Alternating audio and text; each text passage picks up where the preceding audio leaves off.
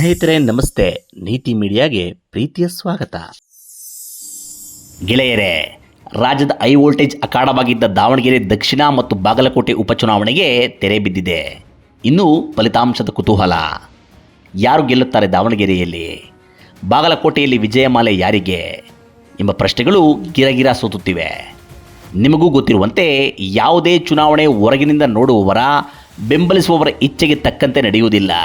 ಕ್ಷೇತ್ರದ ಹೊರಗಿನವರ ರಾಗ ದ್ವೇಷಕ್ಕೆ ಅನುಗುಣವಾಗಿ ಫಲಿತಾಂಶವೂ ಇರುವುದಿಲ್ಲ. ಕ್ಷೇತ್ರದ ಮತದಾರರ ಮೈಂಡ್ಸೆಟ್, ಸ್ಥಳೀಯ ಪರಿಸ್ಥಿತಿಗಳು, ಮತದಾನದ ಇಂದಿನ ದಿನ ರಾತ್ರಿ ಬದಲಾಗುವ ನಿಷ್ಠೆ ನಿಯತ್ತುಗಳು, ಕಾಂಚಾಣದ ಮ್ಯಾಜಿಕ್ ಯಾರು ಗೆಲ್ಲುತ್ತಾರೆ ಎಂಬುದನ್ನು ನಿರ್ಧರಿಸುತ್ತದೆ.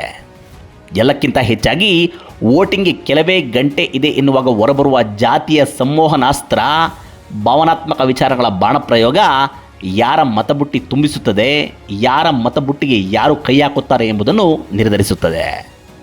ಬಾಗಲಕೋಟೆ ಮತ್ತು ದಾವಣಗೆರೆ ದಕ್ಷಿಣದಲ್ಲೂ ಕೊನೆ ಕ್ಷಣದ ಬದಲಾವಣೆ ಭರ್ಜರಿಯಾಗಿ ನಡೆದಿರುವುದರ ರಹಸ್ಯ ವರದಿಗಳು ನೀತಿ ಮೀಡಿಯಾಗೆ ಸಿಕ್ಕಿವೆ. ಮನವೊಲಿಕೆ, ವಿದ್ರೋಹ, ಪ್ರಮುಖ ಸ್ಥಳೀಯ ನಾಯಕರ ಖರೀದಿ, ಒಳ ಒಪ್ಪಂದಗಳು ಧಾರಾಳವಾಗಿ ನಡೆದಿವೆ.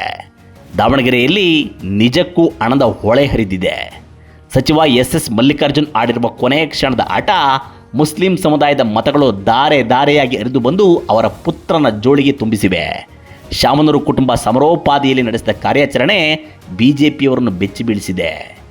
ಇನ್ನು ಬಾಗಲಕೋಟೆಯಲ್ಲಿ ಬಿಜೆಪಿಯ ವೀರಣ್ಣ ಚರಂತಿಮಠ್ ಕುಟುಂಬದವರನ್ನೇ ಬುಟ್ಟಿಗೆ ಹಾಕಿಕೊಂಡು ಕಾಂಗ್ರೆಸ್ ಹೂಡಿದ ತಂತ್ರವೇ ಆ ಪಕ್ಷಕ್ಕೆ ತಿರುಮಂತ್ರವಾಗಿದೆ ಎಂಬ ಮಾಹಿತಿ ದೊರೆತಿದೆ.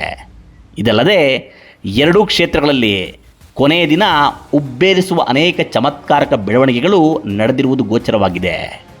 ಇಷ್ಟಕ್ಕೂ ಎರಡೂ ಕ್ಷೇತ್ರಗಳ ಉಪಚುನಾವಣೆ ಅಖಾಡದಲ್ಲಿ ಕೊನೆಯ ಕ್ಷಣಗಳಲ್ಲಿ ನಡೆದ ವಿದ್ಯಮಾನಗಳೇನು? ದಾವಣಗೆರೆಯಲ್ಲಿ ಪಂಚೆ ಎತ್ತಿಕಟ್ಟಿ ಶಾಮನೂರು ಮಲ್ಲಿ ಆಡಿದ ಅಸಲಿ ಆಟ ಏನು? ಬಾಗಲಕೋಟೆಯಲ್ಲಿ ಬಿಜೆಪಿ ಹೂಡಿದ ಮಾಸ್ಟರ್ ಪ್ಲಾನ್ ಏನು? ಗೆಲುವು ಯಾರ ಕಡೆ ವಾಲಿದೆ? ಎಲ್ಲವನ್ನೂ ವಿಸ್ತೃತವಾಗಿ ತಿಳಿಯೋಣ ಬನ್ನಿ. ಅದಕ್ಕೂ ಮುನ್ನ ತಮ್ಮಲ್ಲೊಂದು ಮನವಿ. ನೀವು ನೀತಿ ಮೀಡಿಯಾ ಚಾನಲ್ ಸಬ್ಸ್ಕ್ರೈಬ್ ಮಾಡಿಲ್ಲದಿದ್ದರೆ ಈಗಲೇ ಮಾಡಿ, ನಮ್ಮನ್ನು ಬೆಂಬಲಿಸಿ, ಪ್ರೋತ್ಸಾಹಿಸಿ.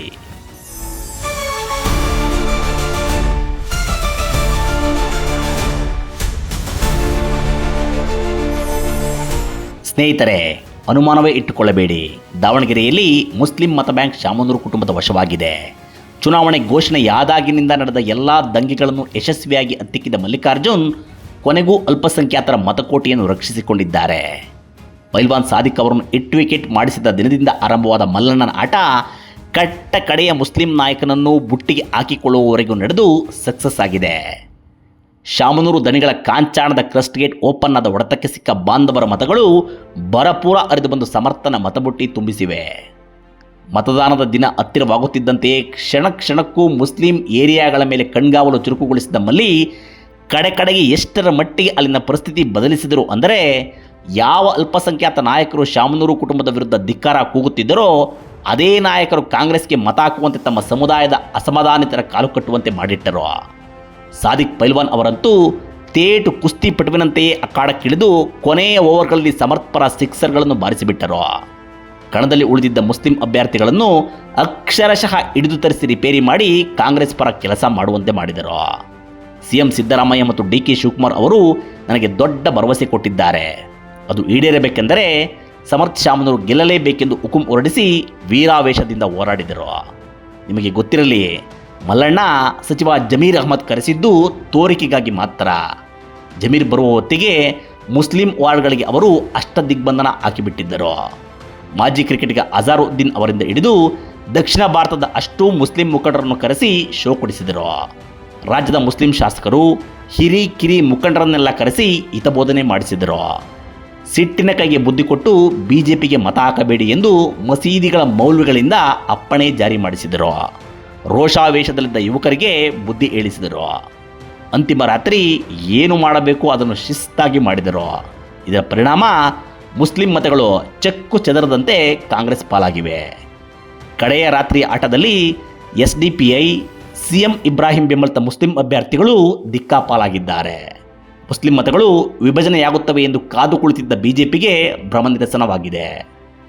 ಮುಸ್ಲಿಂ ಮತಕೋಟೆ ಗೆದ್ದ ಮಲ್ಲಣ್ಣ 50,000 ಮತಗಳಿರುವ ಲಿಂಗಾಯತ ಸಮುದಾಯದ ಓಟುಗಳು ಬಹುಪಾಲು ತಮ್ಮ ಮಗನಿಗೆ ದಕ್ಕುವಂತೆ ನೋಡಿಕೊಂಡಿದ್ದಾರೆ. 20,000 ಮತವುಳ್ಳ ಕುರುಬರ ಓಟುಗಳು ಸಿಎಂ ಸಿದ್ದು ಹೆಸರಿನಲ್ಲಿ ಸಹಜವಾಗಿಯೇ ಕಾಂಗ್ರೆಸ್ಗೆ ಹರಿದು ಬಂದಿವೆ. ಎಸ್ಸಿ ಮತಗಳು ಬಹುತೇಕ ಕಾಂಗ್ರೆಸ್ಗೆ ದಕ್ಕಿವೆ. ಇದರ ಪರಿಣಾಮ ಸಮರ್ಥ್ ಶಾಮನೂರು ಗೆಲುವಿಗೆ ಯಾವುದೇ ಅಡೆತಡೆ ಇಲ್ಲ ಎನ್ನುವಂತಾಗಿದೆ.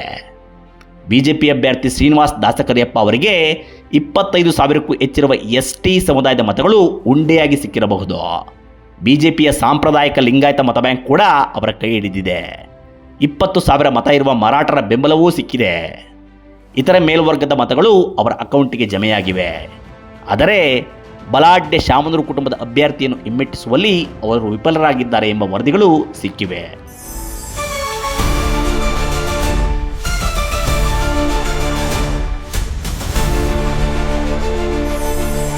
ಮಿತ್ರರೇ, ಬಾಗಲಕೋಟೆ ವಿಚಾರಕ್ಕೆ ಬಂದರೆ ಅಲ್ಲಿ ಬಿಜೆಪಿಯ ವೀರಣ್ಣ ಚರಂತಿಮಠ್ ಕುಟುಂಬದಲ್ಲಿರುವ ಒಡಕನ್ನು ಎತ್ತಿ ಆಡುತ್ತಿದ್ದ ಕಾಂಗ್ರೆಸ್ ಅದರ ಲಾಭ ಪಡೆಯಲು ಪ್ರಯತ್ನಿಸಿತ್ತು. ವೀರಣ್ಣ ಚರಂತಿಮಠ್ ಅವರ ಸಹೋದರ ಮಲ್ಲಿಕಾರ್ಜುನ್ ಚರಂತಿಮಠ್ ಅವರನ್ನು ಸೆಳೆದುಕೊಂಡು ಅವರಿಂದಲೇ ಅಣ್ಣನ ವಿರುದ್ಧ ಪ್ರಚಾರ ಮಾಡಿಸಿತ್ತು. ಆದರೆ ಇದು ವರ್ಕೌಟ್ ಆಗಿಲ್ಲ. ಬದಲಿಗೆ ಇದೇ ತಂತ್ರ ಕಾಂಗ್ರೆಸ್ಗೆ ತಿರುಗುಬಾಣವಾಗಿದೆ. ವೀರಣ್ಣ ಚರಂತಿಮಠರಿಗೆ ವರದಾನವಾಗಿದೆ ಎಂಬ ಮಾತು ಕ್ಷೇತ್ರದ ತುಂಬ ಕೇಳಿಬರುತ್ತಿದೆ. ಇಷ್ಟಕ್ಕೂ ವೀರಣ್ಣ ಚರಂತಿಮಠ್ ವಿರುದ್ಧ ಕುಟುಂಬಸ್ಥರು ತಿರುಗಿ ಬಿದ್ದಿರುವುದು ಹೊಸದಲ್ಲ. 2023 ಚುನಾವಣೆಯಲ್ಲಿ ಇದೇ ಮಲ್ಲಿಕಾರ್ಜುನ್ ಚರಂತಿಮಠ್ ಅಣ್ಣನ ವಿರುದ್ಧ ಪಕ್ಷೇತರರಾಗಿ ಸ್ಪರ್ಧೆ ಮಾಡಿ 10,000 ಮತ ಪಡೆದಿದ್ದರು. ತನ್ನ ಸಹೋದರ ಪಡೆದ ಮತಗಳೇ ವೀರಣ್ಣ ಚರಂತಿಮಠ್ ಅವರ ಸೋಲಿಗೆ ಕಾರಣವಾಗಿದ್ದವು. ಆಗ ಗೆದ್ದಿದ್ದ HY ಮೇಟಿ 79,336 ಮತ ಪಡೆದಿದ್ದರು. ಸೋತಿದ್ದ ವೀರಣ್ಣ ಚರಂತಿಮಠ್ 73,458 ಮತ ಪಡೆದುಕೊಂಡಿದ್ದರು. ಮಲ್ಲಿಕಾರ್ಜುನ್ ಚರಂತಿಮಠ್ 10,116 ಮತ ಗಳಿಸಿ ತನ್ನಣ್ಣನ ಸೋಲಿಗೆ ಕಾರಣರಾಗಿದ್ದರು. JDSನ ದೇವರಾಜ್ ಪಾಟೀಲ್ 3,500 ಮತ ಗಳಿಸಿದ್ದರು. ಆದರೆ ಈ ಉಪಚುನಾವಣೆಯಲ್ಲಿ ಮಲ್ಲಿಕಾರ್ಜುನ್ ಚರಂತಿಮಠ್ ನೇರವಾಗಿ ಕಾಂಗ್ರೆಸ್ ಸೇರಿ ಉಮೇಶ್ ಮೇಟಿ ಪರ ಕೆಲಸ ಮಾಡಿದ್ದಾರೆ. ಇದು ಪರಿಣಾಮ ಬೀರಿಲ್ಲ. 80,000 ಮತವಿರುವ ಲಿಂಗಾಯತರು ಸಾರಾಸಗಟಾಗಿ ಬಿಜೆಪಿ ಬೆಂಬಲಿಸಿದ್ದಾರೆ. 40,000 ಮತ ಇರುವ ಕುರುಬರು, 25,000 ಮತವುಳ್ಳ ಮುಸ್ಲಿಮರು ಕಾಂಗ್ರೆಸ್ ಬೆಂಬಲಿಸಿದ್ದಾರೆ. ಪರಿಶಿಷ್ಟರ 20,000 ಸೇರಿ ಇತರರ ಮತಗಳು ಗೆಲುವನ್ನು ನಿರ್ಧರಿಸಿವೆ. ಲಿಂಗಾಯತರ ಜೊತೆಗೆ ಇತರೆ ಮೇಲ್ವರ್ಗಗಳ ಸಾಂಪ್ರದಾಯಿಕ ಮತ ಬ್ಯಾಂಕ್ ಚರಂತಿಮಠ್ ಅವರ ಕೈ ಹಿಡಿದಿದೆ. JDS ಮತಗಳು ಅವರಿಗೆ ಶಿಫ್ಟ್ ಆಗಿವೆ. ಬಿಜೆಪಿ ಒಗ್ಗಟ್ಟಿನಿಂದ ಕೆಲಸ ಮಾಡಿದ್ದು ವರ್ಕೌಟ್ ಆಗಿದೆ. ಬಸನಗೌಡ ಪಾಟೀಲ್ ಯತ್ನಾಳ್ ಪ್ರಚಾರಕ್ಕೆ ಬಂದು ಚರಂತಿಮಠ್ ಪರ ಬ್ಯಾಟ್ ಬೀಸಿದ್ದು SSK ಸಮಾಜ, ರಜಪೂತರು ಸೇರಿ ಹಿಂದುತ್ವ ಪರ ಮತಗಳ ಕ್ರೋಢೀಕರಣಕ್ಕೆ ಕಾರಣವಾಗಿದೆ. HY ಮೇಟಿ ಸಾವಿನ ಸಿಂಪತಿ ಉಮೇಶ್ ಮೇಟಿಗೆ ಸಿಕ್ಕಿಲ್ಲ. ಮೇಟಿ ಕುಟುಂಬದಲ್ಲಿ ಟಿಕೆಟ್ಗಾಗಿ ನಡೆದ ಜಡಾಪಡಿಯೇ ಇದಕ್ಕೆ ಕಾರಣ ಎನ್ನಲಾಗುತ್ತಿದೆ. ಇಷ್ಟಕ್ಕೂ ಸಿಂಪತಿ ವಿಚಾರಕ್ಕೆ ಬರುವುದಾದರೆ ವೀರಣ್ಣ ಚರಂತಿಮಠ್ ಅವರಿಗೂ ಕಳೆದ ಸೋಲಿನ ಸಿಂಪತಿ ಇದೆ.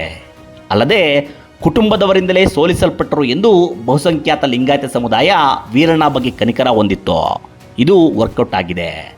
ಕಳೆದ ಚುನಾವಣೆಯಲ್ಲಿ ಕಾಂಗ್ರೆಸ್ನ ಗ್ಯಾರಂಟಿ ಹೊಡೆತ, ಸಹೋದರನ ಬಂಡಾಯದ ನಡುವೆಯೂ ವೀರಣ್ಣ ಚರಂತಿಮಠ್ ಸೋತಿದ್ದು ಕೇವಲ 5,500 ಮತಗಳ ಅಂತರದಿಂದ.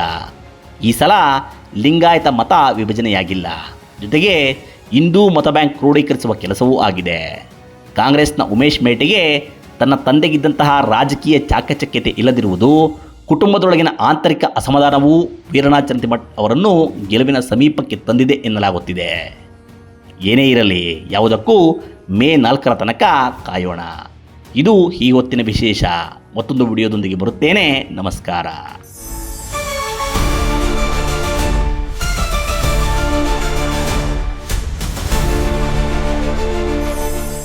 ನಿರಂತರ ವಿಡಿಯೋಗಳಿಗಾಗಿ ನೀತಿ ಮೀಡಿಯಾ ಯೂಟ್ಯೂಬ್ ಚಾನೆಲ್ ಸಬ್ಸ್ಕ್ರೈಬ್ ಮಾಡಿ. ಹೊಸ ವಿಡಿಯೋಗಳ ಅಪ್ಡೇಟ್ಗಾಗಿ ಬೆಲ್ ಐಕಾನ್ ಕ್ಲಿಕ್ ಮಾಡಿ. ನಿಮಗೆ ಇಷ್ಟವಾಗಿರೋ ಈ ವಿಡಿಯೋ ಶೇರ್ ಮಾಡಿ, ಕಮೆಂಟ್ ಮಾಡೋದು ಮರಿಬೇಡಿ.